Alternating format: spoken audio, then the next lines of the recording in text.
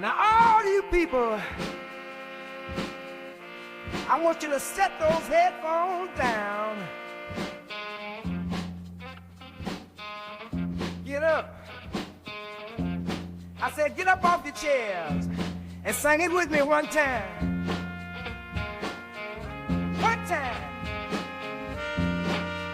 It don't cost nothing, but you feel real good. But here we go.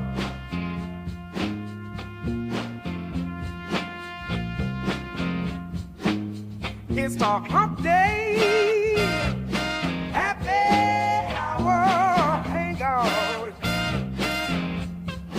Yes, it's the Humpday happy hour hangout. Oh yes, let's all get used at the director's garage. Oh yeah. Still feeling it. Still haven't heard back about my blues number. If I'm going to be, you know, thrown in YouTube jail or not. Goodness me. I talked about it last week. You can check out that episode. Hey, everybody. Happy Hump Day, happy hour. Hangout here at the Director's Garage, the 4-H Club. Atrium, open back. Classic. Classic. We've got CanJam on the horizon. That's really what everybody is talking about around the headphone world. And there's some new products coming out. Some stuff we haven't seen before is getting introduced. New headphone from Audeze at the high end, which, man, I'm pretty excited about. Audeze, I thought Audeze was done playing in the deep end of the pool. I thought they were going to have all consumer releases going forward, given that they were bought out by Sony. No.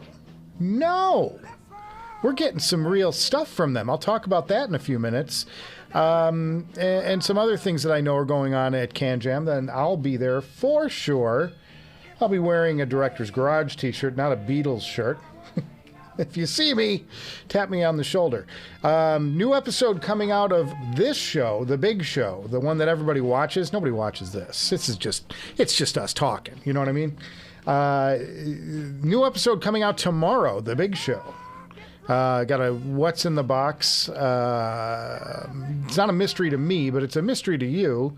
And I left it a little cheeky online in the chat to try, or in the what do they call it? The thumbnail. Trying to get some viewers in and get some people intrigued about what it is. It's fun. It's just a good time. But a really good product. So I'm excited about that. And it's hot and it's new and not a lot of people have said much about it yet. So I'm excited and ready to go for that. You'll see that one tomorrow morning. If you're a Patreon subscriber, you already know what the product is because I sent out my Patreon preview of tomorrow's episode last night. So all the Patreoners, they got the inside dirt. They know what the product is. They don't know what the review is. I didn't send them the whole video, but I give them like a highlight clip or a little snippet from the advanced episodes. You get that for a $3 donation to my Patreon. I'm getting rich by the dollar here, folks. And that also gets you that $3 also gets you an invite to our monthly Zoom hangout, which is a private affair with cameras on all sides. And we discuss all things headphones, and I get some guests in and we have a good time. Just $3. And that's once a month. So you get that and you get the previews. And then I also, if I'm selling something, I give anybody in the Patreon first crack at it. So there you go. So head over there and look me up. Director's Garage. I don't know. There's a link somewhere. There's a link. Is that what they say? How y'all doing, man? Oh, it's so good to be back. And excited to be having a new episode tomorrow. That's great. And then I'm going to do the CanJam thing on Saturday. I will shoot a lot when I'm there. I bring my, where is it? I bring the monster camera. That'll be with me, and I'll be shooting a lot of photos and B-roll so I can make a little CanJam travelogue and get you guys get you guys an unusual take on the CanJam experience, at least my take on it, which is always a little more ridiculous than the people who go there for specific things. But we're going to get in. I'm letting some people get in, and then I'll start talking about some of the things that I think I'm excited to hear, and some of the things I want to check back on. I got to make some additional context. Given that the financial status of the Director's Garage is in jeopardy at the moment, I'll be looking to make some more contacts with vendors who might want to send me some shit to review because, yeah, boys, the coffers aren't overflowing as they once were, you know?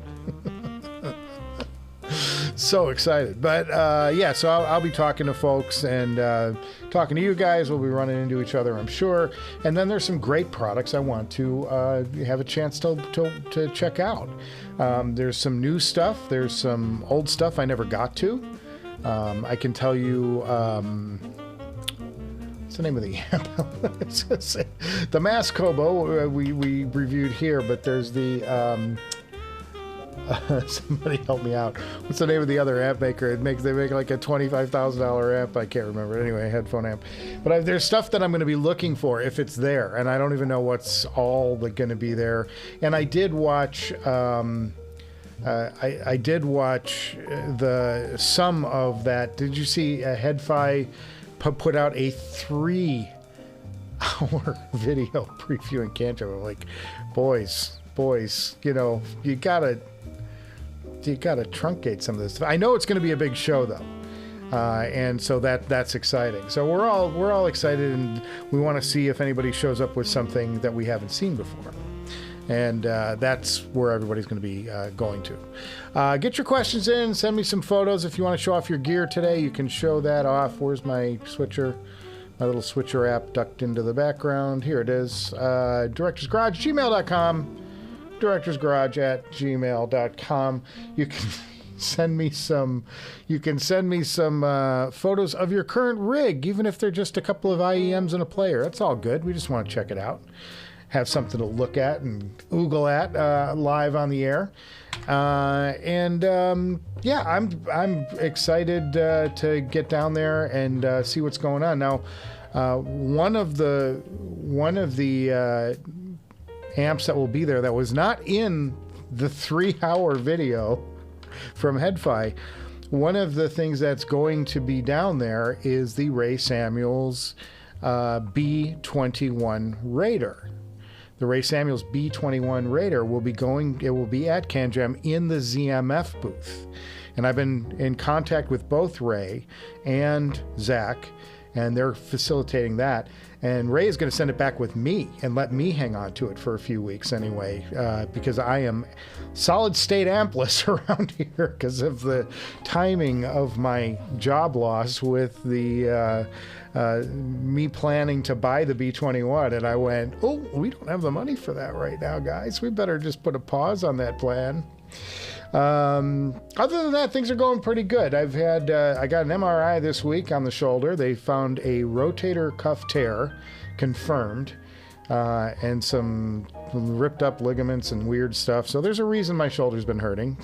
It's not just, mystery. I actually have I think it was like a 10 millimeter tear of my rotator cuff. So I don't know what they're going to do. If they're going to stitch it up or if they're going to just say, deal with it.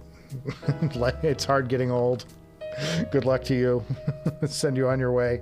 Or if they'll try and rehab it or something. I had started doing some exercises, but they didn't seem to be helping, so I kind of tapered that off. But I had that done this week, and I had an interview today with another entertainment news show. That was kind of interesting. But they don't have a lot of money either. So I'm like, you're not helping me.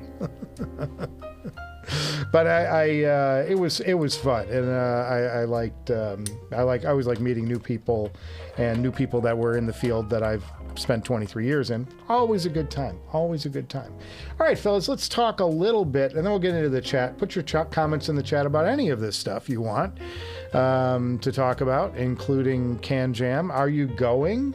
If you are going, when are you going to be there? What are you excited about seeing? All that stuff. But I want to talk about just a couple of products that have caught my eye that I'm going to make sure that I check out while I'm there. These are going to be targets of mine.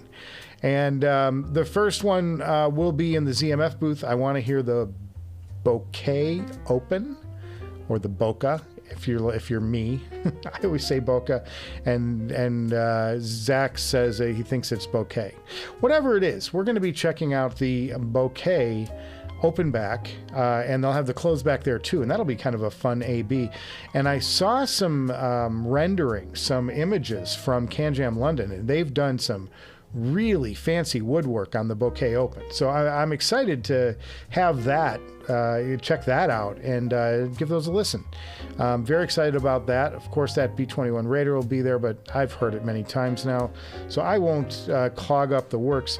I do want to hear, God, why can't I remember the name of, it always happens when I get on the air, and it's an obscure amp maker, but there are the Mass Kobo, and then there's another amp maker, and then the Ray Samuels. Those are the three real power players in the high-end, super high-end amp, and I can't remember the name of the other amp for the life of me.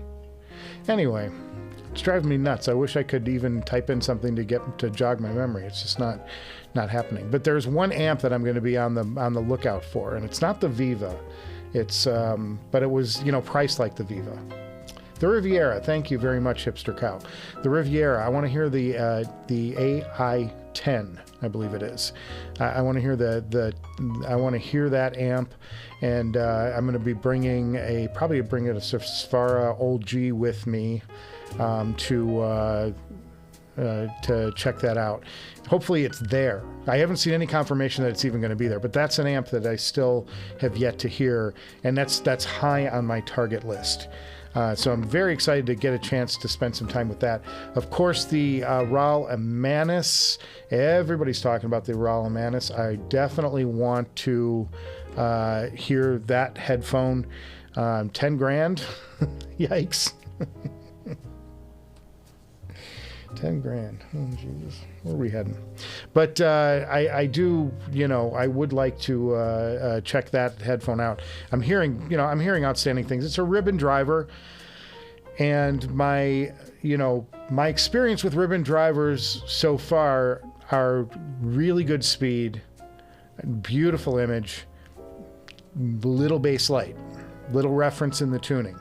So if that's the case, I don't know what to expect from these, but that's my fear, is because the other ribbons I've heard have had some impressive attributes, but they really, the tone curve just never sat well with me. And the first Raal, the one that sat off the ears, I can't remember the name of it, but it was, I tried that one out, and I just thought, this is a neat headphone, and inside of 3 days, I will be bored to tears with it. I think it's going to get it's just got a certain sound that I think I'll get very tired of very quick. Fostex. Return of Fostex with 2 new headphones at CanJam SoCal. And that's exciting for me because I've always been a huge fan of the Fostex house sound, the 900, the 909s. Obviously pardon me. Cheers, everybody. Cheers. The TH-X series, the TH-X, the TH-X9, the X600, the one that came from Massdrop. One of my favorite headphones of all time at just, I think it was $400 back then. Purple Heart. Man, that was a great headphone. I still have them. I have 2 pair. I have an Ebony and I have a Purple Heart. But fantastic, boomy biocellulose driver headphones, just like the 900, and fabulous sound. And they're going to have their new planers that are going to be there are their new headphones that are going to be there are planars. They're coming out with their first, I think it's their first planar magnetic. Well, maybe I shouldn't say that. They're coming out at least with their first high-end, their first flagship planar magnetics. And these are the new way forward for Fostex. Very, very excited to hear that headphone. Because I've always liked the Fostex house sound. They bring the bass in droves, fellas. And I'm all in. And I want to hear what they're doing, how they're tuning these planar magnetics. Very exciting. The lead, though, the thing that I am most excited about is from a little company you may have heard of called Audeze. Now, Audeze was an absolute forefront leader in the headphone business for probably 7 years, maybe 8 years. And during that span, and this was right around the time to put it back into perspective, the HD-800 was released from Sennheiser. It's probably around 2010, 2011. HD-800 gets released, and Audeze releases a headphone called the LCD-2. And it blows everybody away. Nobody can believe, it's just incredible. And they followed that up with the LCD-3, and then eventually the LCD-4, which was a bass cannon speedy head. I still have that here, and I love that headphone. And it's got massive planar magnetic drivers on the inside. Fantastic. And then they came out with the LCD-5, which was a step toward neutrality. It stepped away from the legacy that Audeze, the house sound of Audeze, and really came out with a perfect neutral headphone. It was a great headphone. It still is a great headphone, but it's very neutral in its tuning. Like, the bass doesn't do anything like what that LCD-4 used to give you, and but it's very good. And then they used the same chassis as the LCD-5, and they adapted the LCD-4 into that and called it the 4Z. And the 4Z just doesn't have the magic of the OG4. I've listened to both, and the OG4 is just, to me, sounds, talk about it all the time in the show. It's just special. There's an extra something going on with that headphone. I pick it I could pick that one in a blind taste test any other way. It's just such a great headphone. But along with the LCD-5, they released the Carbon, which was their first electrostatic headphone, and it's a really good headphone. It has greater bass presence than any of the stacks except maybe the SR007 Mark I, which goes back into the early 2000s. So it was an and they did it because they were, they built the headphone because they were helping a company. If you're going into an MRI tube like I did this week, you can't put a headphone on and have people relax with headphones because the magnets interfere with the imaging and you get sparks. It's just not good. But they developed an electrostatic that could withstand the MRI tube. And out of that electrostatic, they developed a consumer version of the electrostatic. And that was the Carbon, CRBN Carbon, or Carbon, if you're an idiot like me. And I loved the headphone. I thought it was fantastic. I still think it's fantastic. My only complaint is that the thing pops really loud when you jiggle them around on your head. They have incredibly loud pops, but they lack some of the detail of the, say, the X9000, which is the new flagship Stax that was released last year. But the Carbon is still its own animal, and it's still a really good headphone, and it's great because it gives you better tonal balance than even the X9000. There's just not a lot of bass on that X9000 in quantity. The quality of the bass is quite lovely on the X9000. And if you have a powerful amp, you can actually get some bass out of that X9000. But it's never going to remind you of, say, the LCD-4 or the Abyss 1266. The Carbon 2 is coming out, and they're gonna have a prototype at CanJam.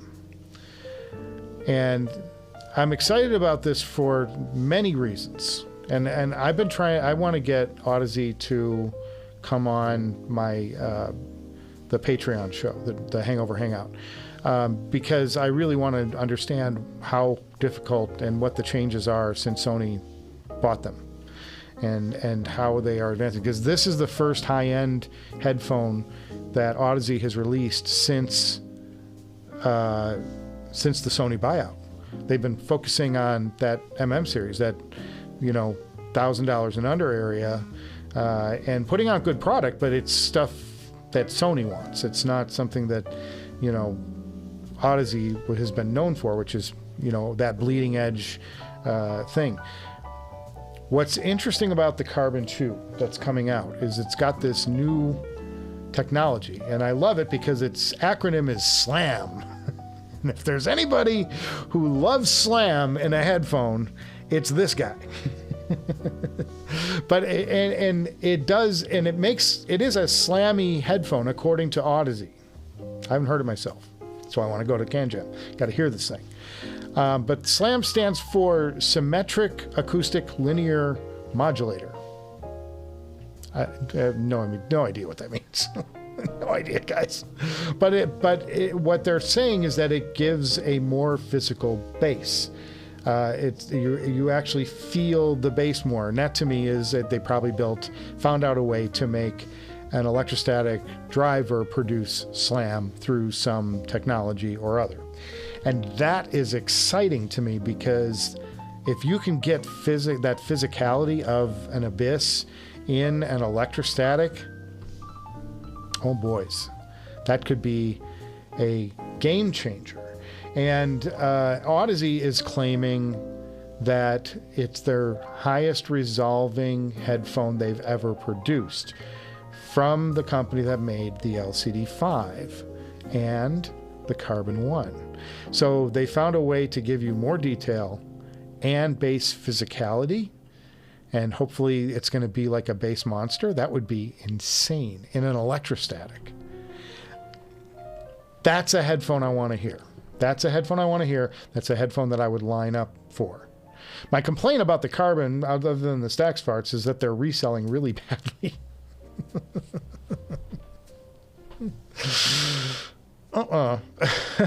Yeah, you can pick. I think I've seen Carbon selling in the $2,000 range. This is a $4,000 headphone, half price on HeadFi in the marketplace. I don't know if they've sold any, but I've seen them listed really low, and I'm like, oh, that's why mine will never move. But maybe I can get with Audeze, and I'll get a trade-in program or something. That would be awesome. Come on, Audeze. Like the guy from Indiana Jones, as he's going to get the idol. I'm trying to get the Audeze headphone, the Audeze Carbon 2 out of there. Too much fun. So that's my short list of what I've got to hear. And then there are some IEMs. I always want to hear what Unique Melody is doing. I always want to hear, there are a lot of brands that I just like to hear what their latest thing is. And check them out. So there's some IEMs I want to hear, but that's the and then the FoKus Apollo. That's another one. That's the new FoKus, the new over ear from Noble Audio, and I'm a Noble Audio fan anyway. And to have a headphone with a couple of drivers in it, and it's wireless, true wireless.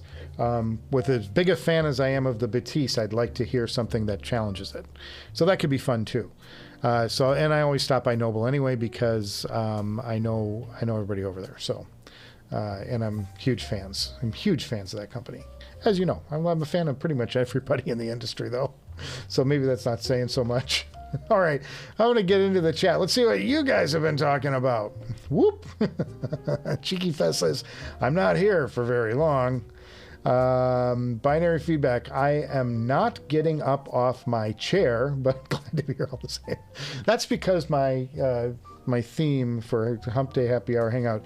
The Memphis mix, as I call it, the Stax Memphis sound mix has that line in there.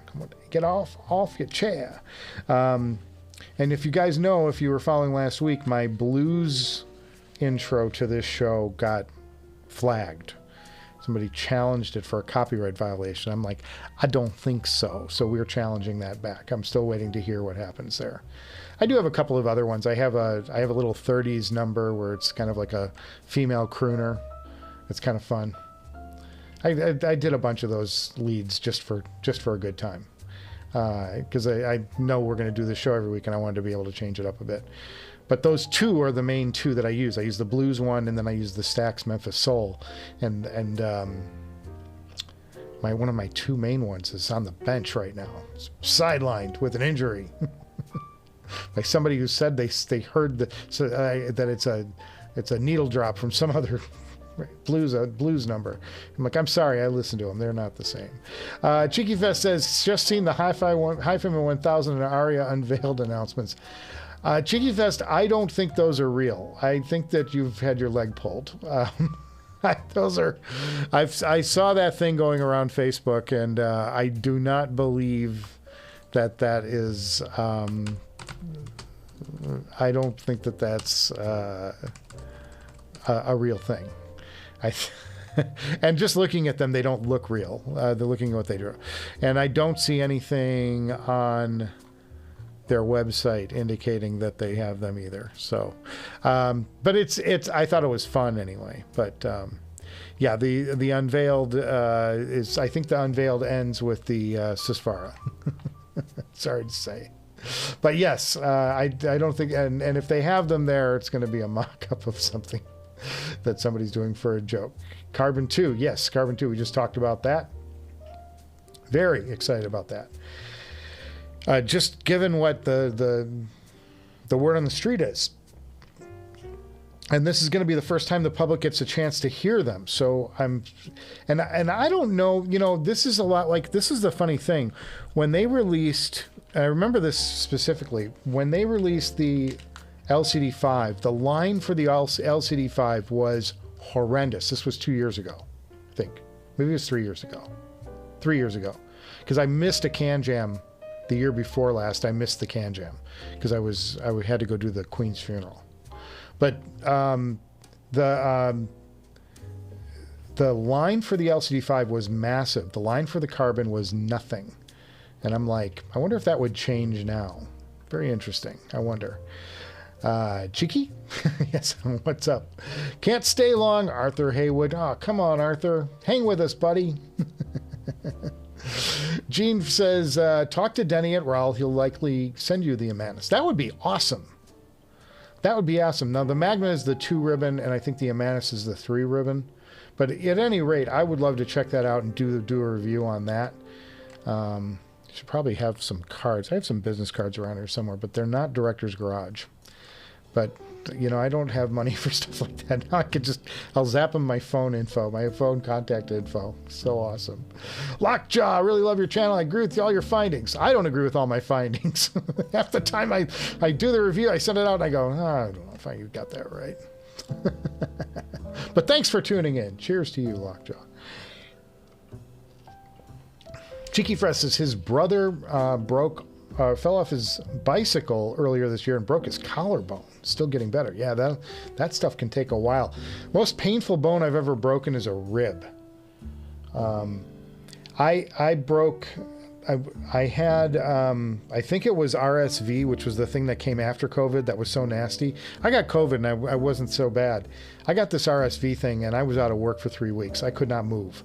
And I was coughing so hard that I actually cracked one of my anterior ribs. And I will never forget, because you've got to cough to get rid of this cold, this terrible virus. And I had my belt, the belt that I have around my waist, I had around my chest, and I would have to hold it when I coughed, because if I didn't, the pain from the fracture in the rib was so bad, it would just incapacitate you. You just couldn't. You were in so much pain you couldn't move. I mean, and you have to cough. Like, you can't help it. You've got to cough. You've got to sneeze. You got to do all these stupid bodily things when you get the cold. And I will never forget rib pain. There is nothing like breaking a rib. That was the worst. I've broken toes. I've broken fingers. I've broken all sorts of stuff. But the pain of a broken rib was the worst. So I'm sorry to hear that, Cheeky Fest, but cheers to your brother and his recovery. Howdy, gents, says Hipster Cow. Excited to see you all this weekend. I'm going to be there, Mr. Hipster. That should be a good time. Lockjaw says, still trying to figure out the best. And by the way, everybody, when you meet me, if you're going to come up and say hello, please tell me your YouTube handle so I can line you guys up with your handles, because I'll be like, hey, I'm George. And I'll be like, oh, great. Fantastic. George, who are you? How do I know you? Make sure you're cueing me in who your YouTube handle is. So I can go, oh, of course. We've talked all the time. Lockjaw says he's still trying to figure out the best way to drive his Sesfara without going broke. He's using a TT2 into a Purify Class D amp Buckeye, and it's really good. Thinking Ferrum-Stack. Ferrum-Stack is good. It's not the end all for the Sesfara, but if you get the Ferrum-Stack with the Wandla, it's going to help it out a great deal, because you can juice the input gain to the amp, and that will help out driving your Sesfara. I don't think it was endgame for me, but for me, the key was, you need to shove a lot of juice at the Sesfara to make it dance. And the Ferrum is okay in the, that's why I preferred the Enlium 23R with it to the Ferrum-Or. Ferrum-Or did it, it's fine. It made it go, but it didn't, it wasn't giving you slamming effects. It wasn't giving you some of the things that I really want that Sesfara to do. Hipster Cow, would be cool to coordinate a meetup. Well, I think we're all meeting up with Neil Snyder around 6 p.m. somewhere, but I don't know. And I was thinking of the Riviera AIC-10, by the way. Yes, Gene has it right. Last year, the Riviera was at the Cross Zone booth. Well, I'm going to be looking for it, because that is an amp that's on my short list. I should write this into my show notes, because I'll have this with me. Riviera AIC-10, but that's an amp that I'm naturally looking to get some listening time in on, because I'm excited about it. It's another, that's one of those, like, yeah, I've been waiting for that one for a while. Maybe I can get into the Warwick Acoustics booth this year. They had that Cone of Silence booth for people to listen. It was so cool, and the line was an hour long the whole day. Never got in there. I don't know. Maybe we'll get in there this year. That's great. Homero Grosso. Greetings, everyone. Cheers, Homero. We raise a glass to anybody who's new around here. And we spill on our shirt for anybody else. It's also a tradition around here. Nothing to see here, fellas. Goodness me. Yeah, so everybody toasted you just now, just to spread some good cheer around the world, Homero. Welcome to the Director's Garage experience, such as it is. New episode tomorrow, guys. New episode tomorrow. Don't forget that. Make sure you're tuning in. I'm excited about that one. Another one of those that I worked pretty hard on, and then I can't wait to get to the full review of that product either. That's going to be a great time. Open back bouquet is slightly better to him. Okay, I haven't heard it. I haven't even heard I don't even know if I've heard. I may have heard the original bouquet. I may have listened to it last year. I can't remember. I don't recall doing a review on it though, or even a mention of it. But I'm either way, I'm going to get to spend some time there and get to hang out with Zach. And I want to hear that little amp too, the Homage. That Homage amp has got me interested. I think it's really cool. I think it's neat. It's small. It's fun. Love to do that. That would be a great time. Cheers, Binary Feedback. Cheers, cheers. Binary Feedback is unlikely to buy an E-Stat, but similarly excited to see Audeze keeping in the high-end development game. Yeah, I want to see... What I want to see is... This is my wish list from Audeze. I want to see an LCD6 that gets back into the tradition of the LCD-4, which is a fast, large diameter, planar magnetic that's a bass juggernaut that just gives me more bass than I could possibly want. So much bass that I actually want to tune the bass down. Give me that. Give me my Audeze LCD-4 and an update with all the speed of the LCD-5. I'm going to be a happy man, and I will be in line to buy it. I'm telling you that right now. Sell off a bunch of stuff just to get it. Why not? If anybody will buy it.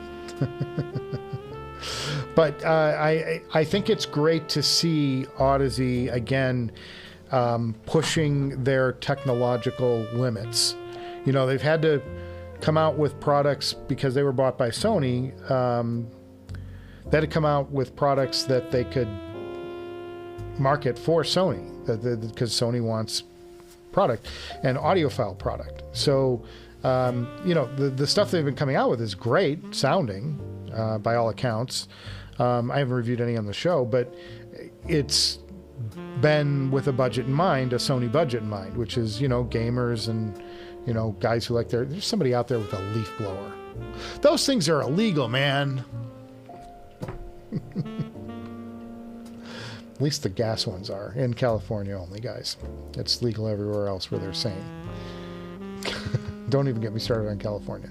Binary Feedback says they ditched all their IEMs by the look of things. He was worried that was a bad sign they were winding down and moving into making headphones for other companies. Well, they're owned by Sony, so their initial releases had to be to the consumer line because that's what Sony makes. They make consumer electronics, and you're not going to pair a $4,500 headphone with your PlayStation 5. Nobody's going to do that. So they needed to get higher end stuff that was great, but, you know, fit. Very excited though, and it's good to see them back in that game. That's a good signal for those of us who love Audeze, and I do. I don't mean any of this to be critical. They made a financial move that they had to make, but exciting that they're still going to be able to do what they do best, which is the high end, the deep end of the pool, as I like to say. Hipster says, can you see if you can sneak off with a pair of Audeze Carbon 2s and test it on the B21 Raider? Yeah, it'll be interesting to see what they have it paired with. I don't expect they'll have something as nice as this Molnar Audio that I have back here, the Alphabet amp.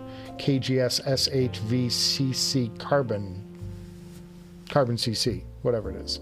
That amp is the best I've heard for in the electrostatic game.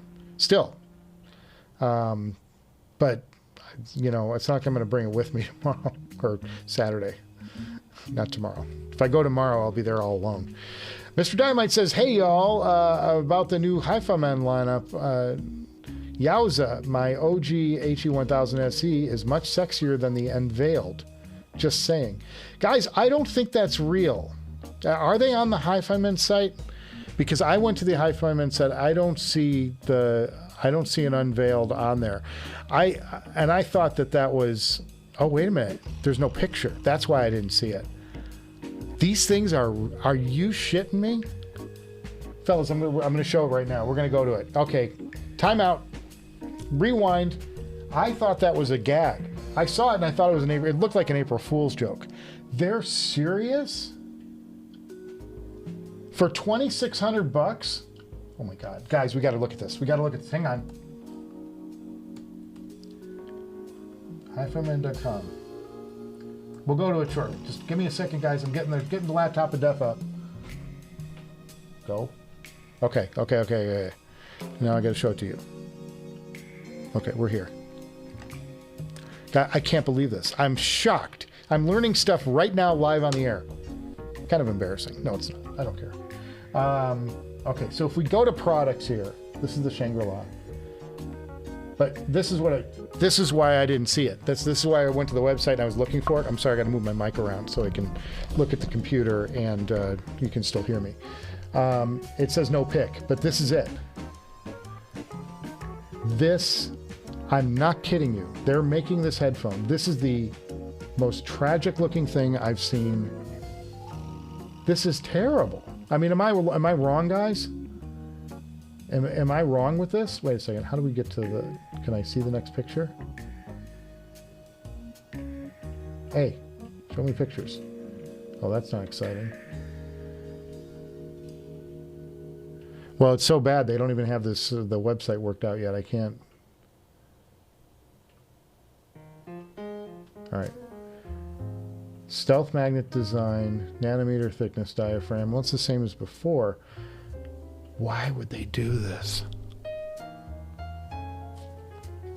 Guys, this is unreal.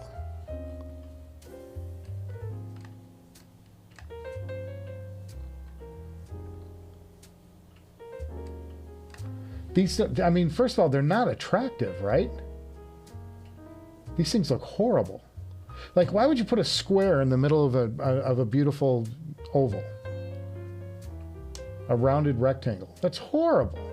That's for one. Now, I'm sure, you know, who cares if they sound good, but I also don't like a $1,000 headphone that has an exposed driver.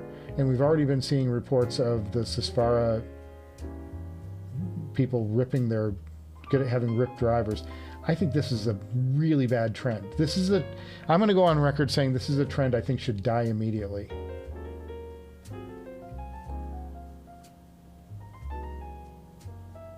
By the way, this is all the same from their other literature.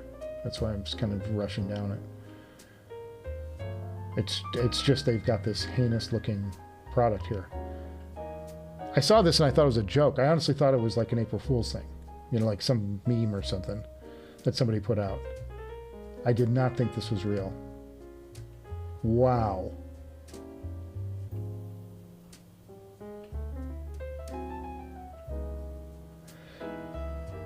Unbelievable. Well, I got to hear your guys' thoughts on this. What are you thinking? And it's $2,600, $2,700, $2,700, which is the price of, say, what? Of what the HE-1000 SE used to be. Sorry, gotta fix the mic. Then I'll get off this. Wow. I can't help but think that this is a misstep of any way you look at it. Wow. That's amazing. Because I saw this on Facebook and I thought, nah, that's not real. I'm like, that's somebody just mocked that up. Because it doesn't look real. HE-1000, this is unbelievably bad. I mean, and then the other thing was on the Facebook post, when the guy posted the pictures, everybody put laugh memes, you know, like little laugh emojis on it. And I thought, oh yeah, it's a joke. That's amazing. Send me to the electric chair. I still think the TT2 and HE-1000 SE is one of the very best pairings out there. Okay. I respect everybody's opinion. I don't think I would share that opinion. Because the TT2 is such a bright amp, and that's a bright headphone. But if you love and prize detail over everything, it's a killer head setup. There's not going to be enough bass there for me. Saws them on the HiFiman side. Cheeky, I'm not dying, man. That's amazing. That is amazing. Who would do that? That's a mistake. That's absurd. Brother broke a number of ribs at the same incident. Sorry to hear that, man. Better late than never. Hi, gentlemen. Nice to be here. Nephilim, good to see you, my friend. That's, thanks, my hip friend, Busy Worker B. Still making the time for his Sonics. That's amazing. I'm with you on the LCD6 idea. Yeah, I would love to see that headphone, boys. But I can't believe HiFiman is doing this. This is... I just can't believe when I saw that, it popped up in my Facebook on one of those headphone groups, because I have a couple of things I got my name down on, just to see, just to kind of be social or whatever. I'm not very active on Facebook, but why? What they doing? That's unbelievable. That's unbelievable, guys. That's tragic. Oh, wow. Nephilim says he's curious when the Audeze will have an LCD successor to the LCD-XC closeback. It's been over 10 years, just saying. Yeah, and that's so bright. They need a new tuning on that too. They need to correct. You know it's bad when the company sent out a Rune patch to correct the sonics on that headphone. You can actually download the Audeze patch for their own headphone because it's tuned not great. But once you put some EQ down on them, they're actually quite nice. Nephilim81 says, and also, gentlemen, have you looked on the Woo Audio website? They've got the WA24. Is that... I'm not going to make an ass out of myself. I'm actually going to go to the Woo Audio website. Let's go back to the laptop of death. See if we can find it. WA24. What's this? They've got a new WA3. Well, the 24, this is the 20th anniversary. This was out last year. I listened to this at CanJam. I don't know what makes the anniversary. There's probably just a little plaque on it somewhere.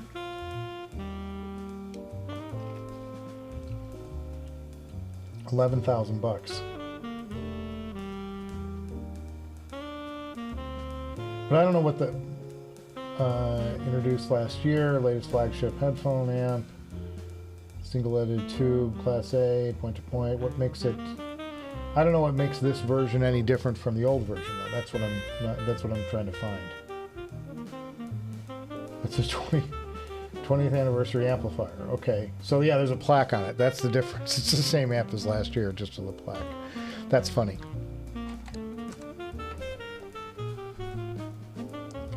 But it is a pretty amp. I will give them that. It's a great redesign. But I really like the old sort of design language of Woo. I don't need them to be modernized with the tubes myself. I prefer them the way they are. The way the OG designs were. Very cool, though.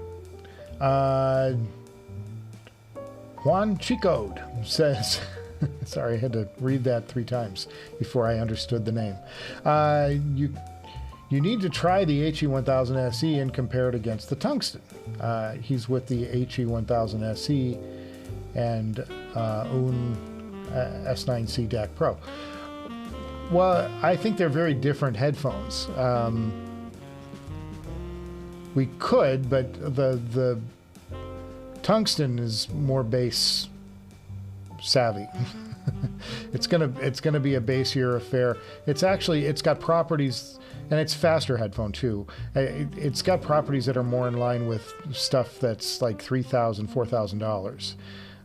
Whereas the HE1000, it sounds like a nice $2,500 headphone.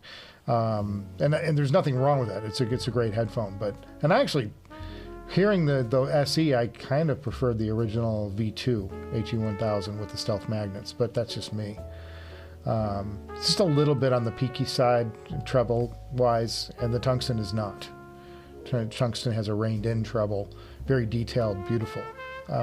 Also needs 18 times the power of the HE1000 SE to drive it, as Ryan will shamefully admit if he shows up today. Hipster he's pretty sure they made he's pretty sure that they had an Alphabet amp last year with the Carbon, if I recall correctly. I don't remember. I didn't look for it, and I didn't listen to it because I had other targets last year. But yeah, and that, one of which was the Zale HM1, which I wound up buying and owning for about 6 months here. Really good. So interesting how you love the Enlium while the Convince Me Audio guy hated it. Said no mids. Who's right? He. YouTube reviewer fight. No, I think everybody listens for something else. What I said about the Enlium, I didn't say it was the best amp. What I said was it was the best amp for the Sesfara that I'd heard in that price range. Because there are better amps for the Sesfara, but you got to jump way up in price to get there. What I appreciated about it was how it just threw the Sesfara around like there was nothing, because it had so much current. It's pushing so much current. And there's not a lot of amps that have, even the Mass Kobo didn't have, it's not a high current amp. It's got a high gain. It's a high gain amp, but it's not a high current amp. So you get you get these. If you can find an amp that throws a lot of current, like the Anlium 23R and the Ray Samuels, series of amplifiers, you're going to drive. It just drives the Sesfara better, and people have been driving the Sesfara with speaker amps. That's not to say that, I don't think that my complaint about the Anlium is a very noisy amp. It's got a lot of self noise, and that doesn't do so well. And I thought the tuning was okay, but I thought that, like as an overall amp, the ZL HM1 ran circles around the Anlium. It's just that there was a party trick that the Anlium happened to do really well with a specific headphone that I've been trying to drive really well. And I had previously had the Bakun 13R, which is the predecessor to the Anlium 23R, in-house. And so that was a better version of the Bakun 13R. So I said, yeah, if you're looking to drive it, this is a pretty good amp. Most people who have measured the 23R will confirm that it doesn't measure terribly well. And I can understand why some people don't even like the sound of it. I can see it. I'm just saying that with the Sesfara, the Anlium 23R is something you want to hear. Just make sure you hear it. Audition it. Just see if somebody will lend it to you. Or get it from somewhere where they have a good return policy so you can buy it, keep it for a week, and if it's not for you, you can send it back. But hear it. Make sure you hear it, because it is something worth hearing. It really does manhandle the Sesfara in a way a lot of other amps don't. So, but is it the best sounding amp? No, not even close. I'd take the Zale, I would take probably the Burson, I would take any of the Ohr stuff. The Ohr stuff sounds gorgeous by comparison. It just, none of that stuff has is pushing the power of the Anlium. And that Anlium, if you have a power hungry headphone like the Sesfara or like the Tungsten, yeah, it's gonna be really good for it because it needs a lot of current. All right. But it's fun.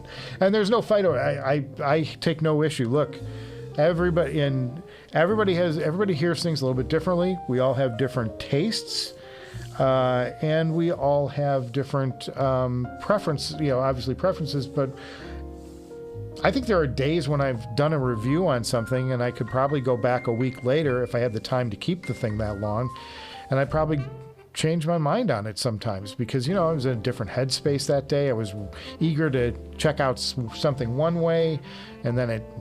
My mind was in a certain way, and then it didn't fulfill what my expectations were, so I didn't like it. You got to go back. But there are times when I would even contradict myself in my thinking.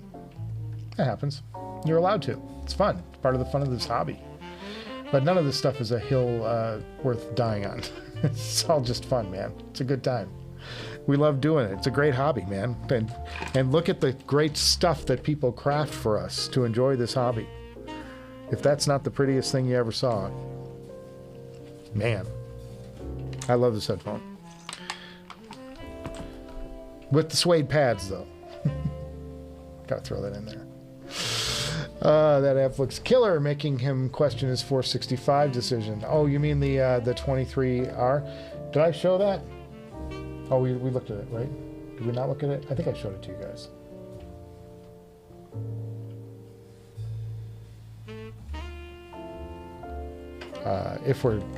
It's this amp he's talking about. And it's beautiful.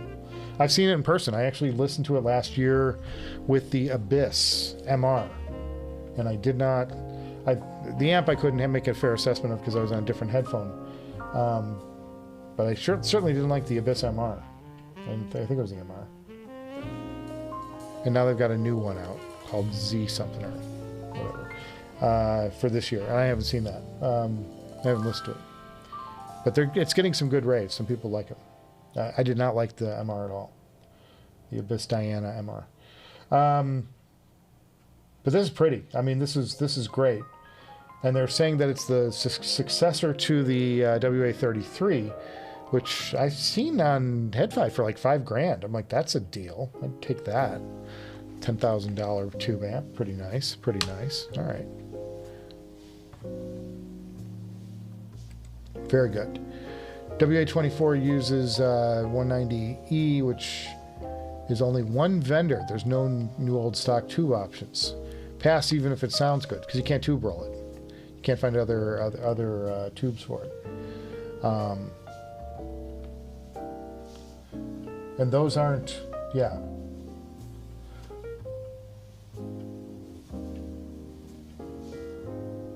Yeah, and what's interesting is they look like 300B tubes, but I'm guessing you can't sub 300Bs in that chain. But man, what a beauty. Beautiful amp. But it's a shame, you know, you'd think that when you see that, when I first saw the amp, I thought, oh, they put 4 300Bs in it. How very HiFiman-like of them. Nephilim says, hipster, the WA-24 would be a complement of your 465. The merits of having both would be justifiable. God, I'm an enabler. Yeah, that's amazing. The $2,700 price of a used Sapphire. Yeah, I really. And you get a grill with it, no less.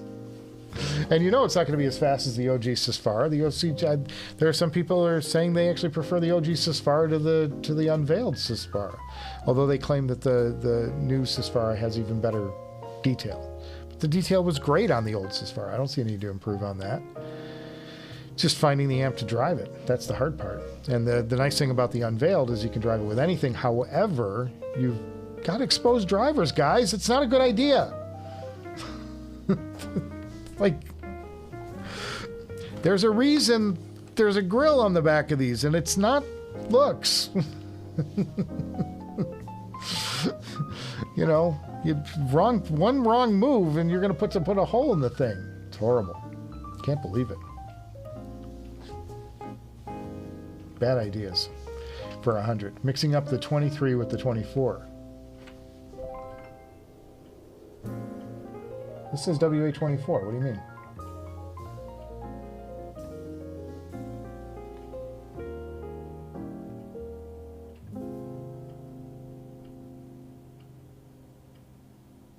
Oh, the Luna. I see what you're saying.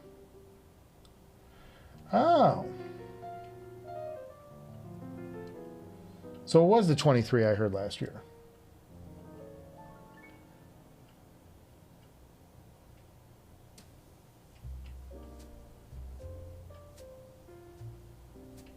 Oh, and these do take regular tubes. Oh yeah, you want to get the Luna, guys. Sorry, I should let you see what I'm looking at. How rude of me. That's not my review. How dare they? I didn't review this. Okay, so the 24 is a new amp with the same design language as the 23. Got it. See, I don't do this for a living, boys. Clearly. Thank God. I'd be horrible. Okay, so the difference here is you've got, well, these are 2A3 powers too, but you have the rectifier tube on this. And that you can roll. So you can get some different sounds on this one. Well, that's cool. Yeah, this is the one I heard. This is the one I heard with the Diana. Sorry, boys. I didn't realize they had two side by side that were identical. They've expounded on their setup, on this new design language, and now they have a 4-tube model because there was a 5-tube model. I just saw it and assumed it was the same one I saw last year. Okay. Well, I mean, it's nice looking, but here's the Luna. By comparison. Okay. Good chat. So there is a difference between the 23 and the 24. Okay. Now we know. The more you know. And Nephilim says he's sticking with Mr. 22. It is pretty awesome. Well, the 22's push-pull, and that's going to help a lot of headphones out, having that ability. Whereas my single-ended is not. It's push only. Kevin Jacques says, just got here. Have we talked about any of the new releases yet? Yes, we've talked about We started off the show, I talked about the stuff I'm excited to see at CanJam this year, which is the Rala Manus, the new Audeze Carbon 2. That's my prime target. I'm dying to hear that. We talked about ZMF having the Bouquet Open and the Ray Samuels amp there, along with their Aegis and Homage amp. New Fostex 2 planar magnetics. And my other target is the Riviera AIC-10 and the Noble Audio FoKus Apollo. Those are my prime targets for CanJam. So very cool.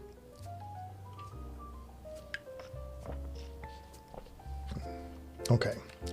So Kevin, that's what we've been up to. Hipster Cow says, Nephilim, if you only had the budget, if only, maybe when the WA-25 comes out, I'll pick one up at a deep discount. That'll be, I mean, and I love the Woo Audio stuff. I'm not entirely sold on this new design language with the brass and the black. I like the OG stuff. I mean, this is my, here. I love this design language, and I like the design language of the WA-33. I just think it's like, there's an industrial but cool thing about it. I just think this is great. And I'm happy with it, and that's why I'm not getting rid of it. And I also can't afford to get rid of it, boys. Good. Hipster patience is a virtue. He likes his plan. He may do the same. Okay, time for bed. See you, Cheeky Fest. Have a good sleep, my friend. Kevin Jock says, Audeze Carbon 2 HE-1000 Unveiled. Yeah, we just did a whole thing on the 1000 Unveiled. Guys, I thought that was a farce. I honestly thought it was a joke. I thought it was some meme somebody had done for laughs, and it turns out it's real. Unbelievable. Headphone 2 GT. I didn't care for the Headphone 2 or the Headphone 1. I didn't think they were bad, but they didn't grab me. But it was cool to hear them. I just didn't. And then there's a new Final. I've heard that. KNIHI-8 looks pretty good. Has high current mode. Seems to impress so far. Okay, that'll be an amp. FoKal is announcing on Friday as well. Oh, FoKal's going to have something new there? They had something in the CanJam preview. They had 2 headphones. But it'd be interesting. Hopefully they do announce. It would be great if FoKal has something, to shock the world. They always like going there and seeing something cool. Mr. Passion for Sound also got a hold of the Unveiled. So not uncommon at all. Bad design. Yeah, I just. Oh, he got a hole in the Unveiled. Yeah, I just think that's a recipe for failure. Why would they do that? I wouldn't in good conscience recommend that to anybody, because you're just asking for trouble. You're asking for it. And with the way, I've got gear here and headphone stands and stuff tips over and falls on the desktop, I would destroy that headphone. There's no way I would put in even with the veil cups on them. I mean, I just think that's it's so impractical. There are people who do anything for sound, and they'll do the crazy wirings and all that stuff and put like 17 components in the chain to make it that much. Nothing is worth risking your $8,000 investment, and that's what you're doing. That's silly. Adon says he sold his benchmark AHB2 speaker amp this week and bought a German Violectric V281 limited edition. Awesome bass. He sold his 1266 TC too. Wow, Adnan making some moves. I love that. Woo got to be silver all day, every day. I agree. I love the silver look. There's just something classic about it. I love the way the tubes look against it. And the black just, it lacks some definition. It kind of gets lost on camera. It's not fun to photograph black components. Nephilim says, wow, Adnan, cool changes. Theme song should be David Bowie. Time to face the strange, my friend. That's awesome. Adnan, Nicholas, always awesome seeing you. Lockjaw says, yeah, you mentioned Burson Audio. Not very familiar with that company. Did they have a good amp for the Sesfara? Well, I haven't paired it with the Sesfara, but they have a great line of amps, and they're an Australian company, and I had Burson stuff in here for a while, very early, before I even started the show. I had a Burson amp in here that I thought was genius. I thought it was a great amp. It was called the Conductor. Fantastic sounding solid state amp, very discreet, very good with the wiring, and they've since made huge leaps and bounds. And they've got a whole new line of products that came out last year. Can't remember the name of it off the top of my head. I don't go to Burson Audio, please. They're like, it's not, it's porn. Stop it. Apparently not. All right. There we go. Burson Audio. Go here. Oh, well, it's hard because I'm streaming out. I've got no bandwidth to do this. That's funny. There it is. The Soloist Voyager. Let's see if we can do it on this one so you can see it. I probably shouldn't have done that. Advanced, go to the Burson Audio. We'll show you this in just a second, guys. Sorry. But hey, how many of you guys are going to CanJam? I only saw like a couple of folks who said they were going to be able to make it. Do we have a large number of people? Here we go. They have a timekeeper. This is the new design language for Burson. They do this thing with multicolors. They do some red. They do some. The gold is the new trend, or like rose gold, for their buttons and stuff. But that's the new Soloist Voyager. Nice amount of power though, 10 watts. Very nice amp. And they know what they're doing there. They've been building amps for a very long time. Even though they're not like as old as some of the stalwart old OGs, they've been doing great work for a long time. Nephilim says, likewise, brother, hope your new changes are beneficial to the sound preferences. Heard nothing but good thing about Vioelectric amps. Yes, I've heard the same thing. A lot of people rave about them, but it's something I just haven't had a chance to review here. Kevin Blind bought the Empyrean 2 last week. Super impressed with them. Trying to upgrade them to a Sesfara. Curious if the Ferrum stack is enough to drive them. Kevin, are you referring to the Sesfara or the Empyrean 2? Empyrean 2 is very easy to drive. You'll have no problem driving that with anything. Sesfara is very tricky to drive. And are you looking at the Unveiled or the OG Sesfara? That's the other question. Because the Unveiled Sesfara, the Ferrum stack would be more than enough to drive them. The Sesfara can be driven by the Ferrum stack, provided you can stage the input gain on it, and so if you stage the input gain higher, you can compensate for the Sesfara OG. He doesn't really like the MP2. No, the MP2 is flatter, as a flatter tuning than the Empyrean, the original Empyrean, or the Elite, Meze Elite. And a lot of people like the original Empyrean, and a lot of people like the Meze Elite. I love the Meze Elite. Meze Elite to me is a really refined version of the Empyrean. I thought the world of both of them. I thought they're both very good sounding headphones. A little lacking on the technicals, but the Elite really solved a lot of the resolution problems of the original Empyrean. But the Empyrean 2 is a different tuning altogether. They kind of zigged. They probably shouldn't have named it Empyrean. They probably should have just called it something else. like our new take on, you know. Seems silly.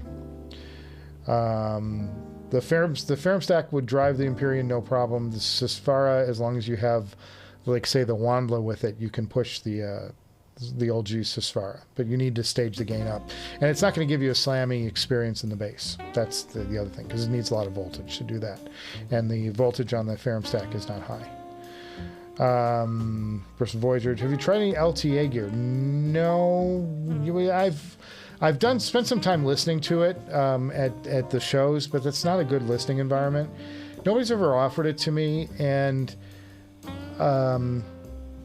so I really can't. I don't have an opinion one way or the other. I've seen a lot of criticism of the LTA gear, so I don't know.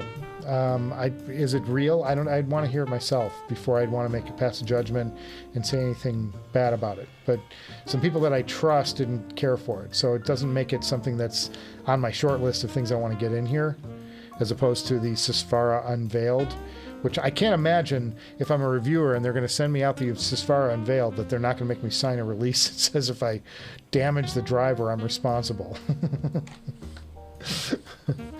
You know, that's going to be a bad thing. That's going to be bad news. Oh, God. Nephilim says about changes.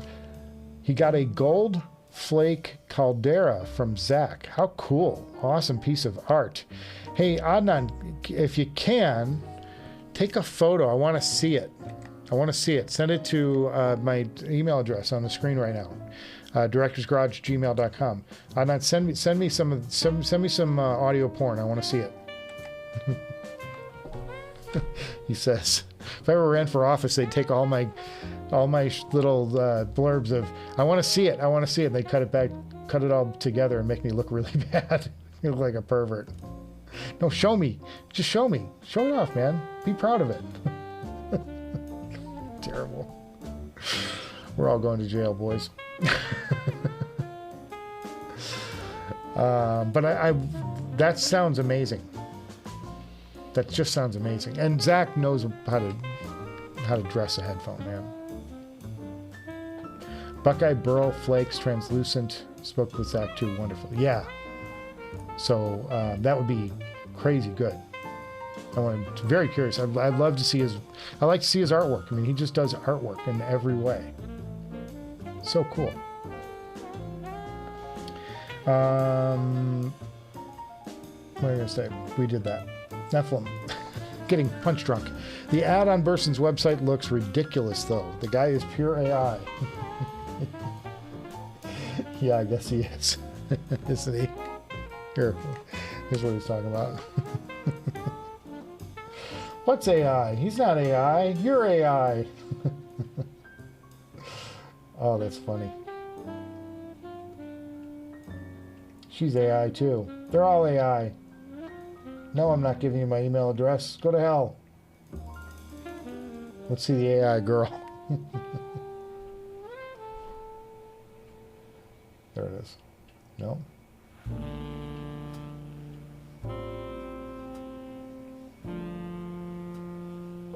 All right, whatever. Okay, last couple guys, and then we'll call it a wrap. But I'm super. Oh, here we go. Yeah, she's AI too. They're all AI. Or he's a goober.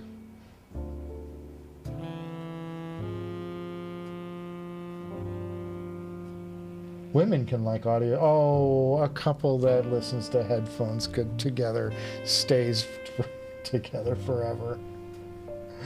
Isn't this sweet? This is just like me and Mrs. Director. Till she says, "Get the hell away from me! Get that headphone off my... It's gonna wreck my hair." We laugh because it's funny. We laugh because it's true. That's awesome. Too much. Chance D says, has anyone heard of the FoKal Azuris or the Haydens Both under $600 reviews have been favorable. Well, I thought that's what FoCal's bringing to the show, but somebody was just saying that perhaps there will be a new FoCal release on Friday. I have not heard them, but and I'm not sure I'll have time. But if I get a chance, I will take a listen to them. They look pretty enough. Adnan, that's amazing. ZMF headphones are nothing but pure art. They look like they'll last a lifetime. I've had some small interactions with Jack. Seems a really nice guy. He's a fantastic dude. And like I said, this to me is the best looking headphone ever done. This to me is everything I'd ever want in a headphone. And that's, I saw that and I'm like, and it's also one of the best sounding headphones. Yeah, Zach just does masterpieces. And having that Aegis here, how beautiful that Aegis was. It was like stepped out of the 1940s. It's just gorgeous. He does such amazing stuff. So good. Hipster Cow says LTA amps are okay, but the real magic is in their speaker amps. Okay. I can believe that. Oh, Holly just came in. That's what's going on. I'm like hearing noise over here. I'm like, what's going on? Yeah. So very good. And sir, yes, sir. Adnan, please again thank you for sending me photos. We'll look at those next week if you get them to me, because we're kind of getting late in the day. Neil's checked in. HE-1000 Unveiled. Neil, I had a senior moment. I was shown up by the class here because I was feeling that the HE-1000 Unveiled was a joke. Because I saw it on Facebook first, and it looked like a meme. I mean, I thought for sure that this couldn't be real. Like, just look at the design language. You've taken this gorgeous oval that had those wonderful grills on them. You've put this weird small micro dots thing going around the edge, and then you put a rounded rectangle in the middle of the headphone. What is going on? What is going on? This is like the worst idea, and it's at a common price. People are just going to destroy these things. These will not last. I mean, this is just a bad idea on top of a bad idea. And at $2,700 no less. So for $400 more, you can buy a used Sapphire in great condition. Yeah, I can't think of a worse idea for a headphone. And you know, it's not. I don't know. Boys, the grills are there for a reason, and I think that, or at least make a magnetic grill for, like, that's a real protector of the, so if you just, you know what I mean, like the veils aren't enough, the because you can't use the headphone with the things on. I don't know, they need help. Horrible. What a horrible idea. Nephilim, yeah, Neil, it isn't a joke. I thought it was a prank. Yeah, me too. I really did. I saw it on, I thought it looked like a April Fool's joke. So, just terrible. I mean, unbelievably bad idea on top of a bad idea. And then to charge $2,700 for it. Like,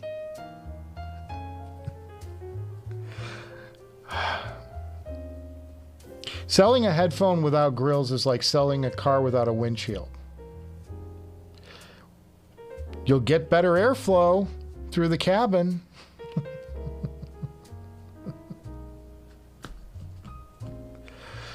Oh, guys, I mean, just terrible.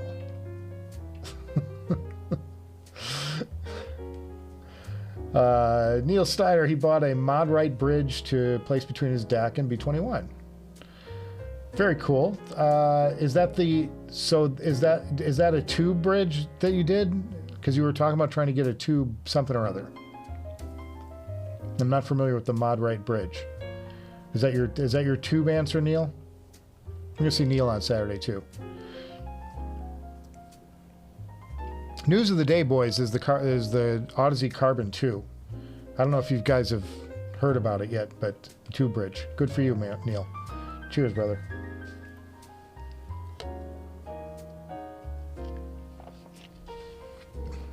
Yeah, we're in big trouble. Oh man, Bill's here now. Damn. Holy crap. Made it in time. Miss you guys. How's everyone doing? Miss you, buddy. Spicy take hour. I know. I'm just aghast that they would do this. And I mean, not just what I do. Did I do this right? Did I do something wrong? Maybe I was sitting on this graphic the whole time. But not just aesthetically. This thing looks heinous. It just looks terrible. And on top of that, it's, you're gonna tear this. You're gonna shred this thing. Bad idea, boys. Really bad idea. Moderate bridge from upgraded tubes from Ray Samuels. $8,000. Yikes. Neil. What are you doing? Man, oh man, tube bridge. Okay. Marcus Liu says he's seen my videos in the past. Wonder why. Why do you think EQ, whether it's analog or digital, sin? I don't think it's a sin. I think you can do whatever you want to do with your audio signal. If whatever makes you happy. I don't EQ much for the purposes of this show, because EQ is very sensitive to signal path. And if I EQ something and tell you to push, I don't know, 3 dB at 8K, why would we want to do that? I just made a bright headphone. But if I tell you to do that, and you do that, it's going to sound different on your rig than it will on my rig, because every EQ scheme is different. How do I know that it's different? Go to any plugin site, audio plugin site, or go to any pro audio shop for musicians, and look at the number of different EQ boxes you can buy, and they all sound different. Every one of them sounds different. If you're producing music, if you're producing anything, EQ is not the same across all boards. Depends on the operating system. If you're doing a software EQ, depends on the operating system you're using, the signal path out. All these different things interact differently, and my recommendation of a 3 dB push at 8K, which will make your headphones sound bright, will not sound the same on your rig as it will on mine. So if I don't have a universal way to relay the changes, now I may add a little EQ in my own time to my own stuff, like on Bluetooth. I have these Noble earbuds, and there's a nice app with it that's got EQ on it. And I'll EQ, EQ those. I don't care. It's just for me to listen to. I'm not doing any analysis. So for the purposes of the show, though, I don't do any EQ because it's nothing you can replicate at home. And I'm trying to relay things in a way that you might get it. You know what I mean? And when I start doing stuff and tweaking the signal, I'm going to affect the tone response of the headphone I'm reviewing. I got to leave things in default and just go with, and I'll tell you what gear I'm marrying to it so that you have an understanding that if I'm putting, say, a Cord Hugo TT with it, it's going to be a little bit on the brighter side. My gear chain is a little more on the brighter side. If I'm telling you I'm running it through the tube, it's going to be a little warmer, those kind of things. But I'll tell you what I'm running it through. But I don't do EQ because I think it's a bad idea as a reviewer to relay that to you when you can't replicate what I'm doing. Even if I sent you a graph of what I was doing, you know, it's going to sound different to you. But I don't have any problem with anybody who wants to EQ. Make your sound do whatever you want to do. Go buy a Sony Mega Bass Walkman and put them through that. Turn the Mega Bass on. If that's what you like, go for it. I don't care. It's your business. I support people who like stuff that I hate. I think it's great when people like something that I don't like. And I think it's great when I like something that other people don't like the HD-820. Anyway, looking forward to seeing IMJ. Cheers. So late to the party. I know we're wrapping up. But that's okay. So you're going to see people from the Director's Garage this weekend. You're going to see me this weekend. I'll be there on Saturday. Hipster Cow, Nephilim 81. Yikes, 8,000 tubes. I know. Painful. Sorry, meant for Neil. Yeah, Nephilim. Show photo of Moondrop Bridge. I will. I got to do a whole thing to get it over to the laptop to be able to show it, though. So I'm out of... We'll look at it next week, on the next week live stream, because I got to start wrapping this up. Mrs. Director about to be home any second now, if she's not already. I got to go spend time with the wife, guys, and my voice is going. And we have a new episode tomorrow, guys. Tomorrow, new episode of Director's Garage coming out. If you are a Patreon dude, you already know what the subject is because I sent out that clip. The preview clip went out yesterday, and I know several of you already looked at it, which is cool. You guys know what the subject is. Very cool. And then after that, the episode after the one that's out tomorrow will be my CanJam wrap, because I'm going to be shooting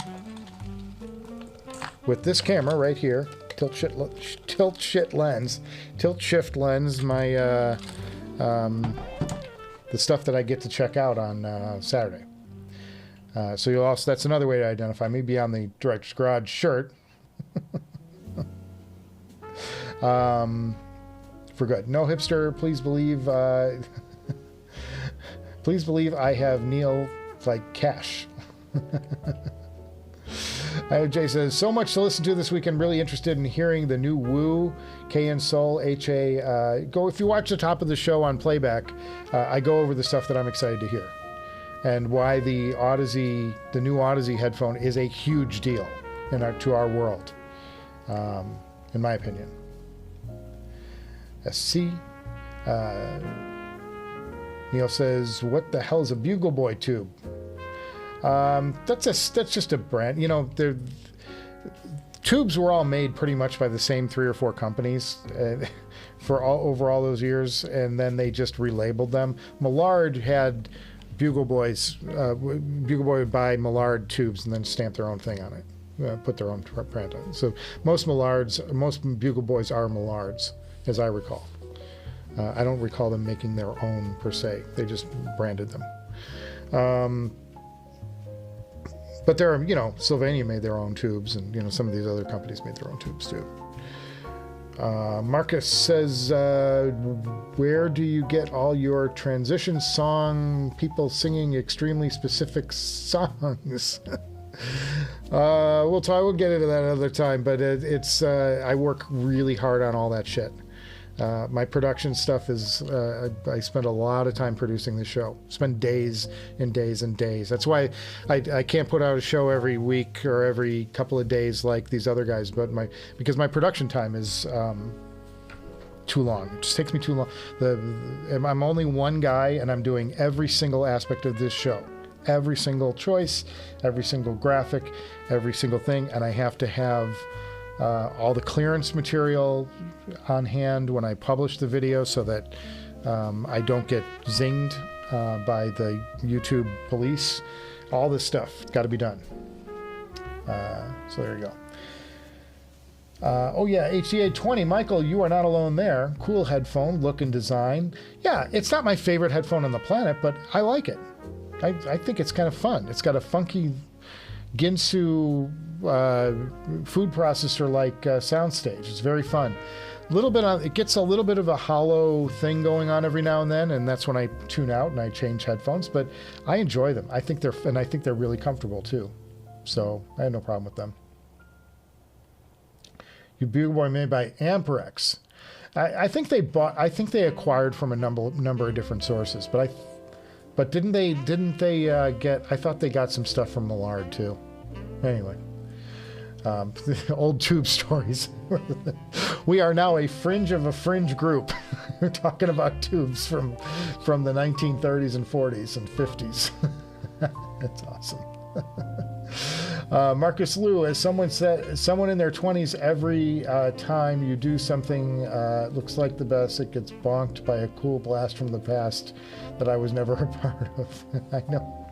Well, I'm sure you know, like, you see some of the technologies. I mentioned Sony Walkman with the bass.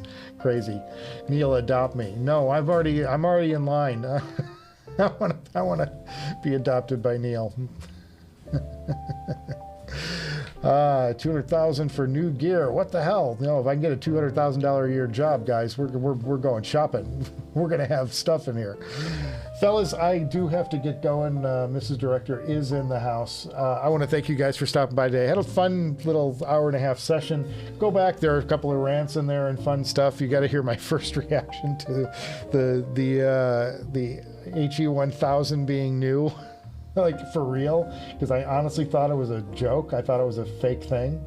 No idea. And then I'm like, I went on their website and found it.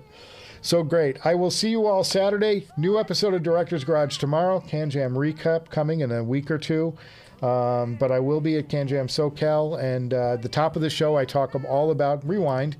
You can hear all of my recommendations or things that I'm going to be looking for. Don't go in the line before me, though. Hey guys, thanks for stopping by today, and have a great rest of your week, and I'll see you guys Saturday before you know it. Cheers, everyone.